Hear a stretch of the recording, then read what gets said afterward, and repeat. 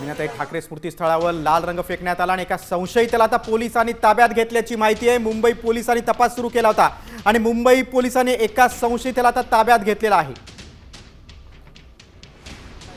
दादरमधील मीनाताई ठाकरे स्मृतीस्थळावर लाल रंग फेकण्यात आला होता। संतप्त प्रतिक्रिया उमटल्या होत्या। आपण अधिक माहिती घेऊया, आमचे प्रतिनिधी सूरज मसूरकर आपल्या सोबत आहेत। सूरज, हा जो संशयित पकडलेला आहे तो कोण आहे, त्याचं नाव काय आहे, अधिक काय माहिती पोलिसांनी दिली आहे का?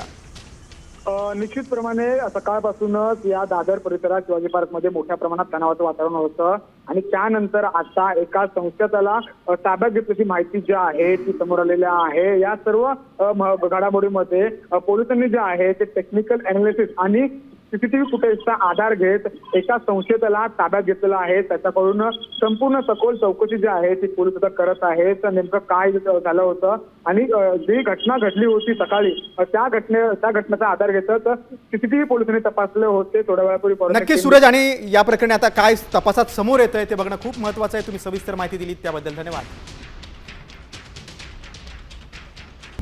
आता isakal.com आहे देशातील नंबर 1 ची मराठी न्यूज वेबसाईट। प्रत्येक अपडेटसाठी isakal.com ला नक्की भेट द्या।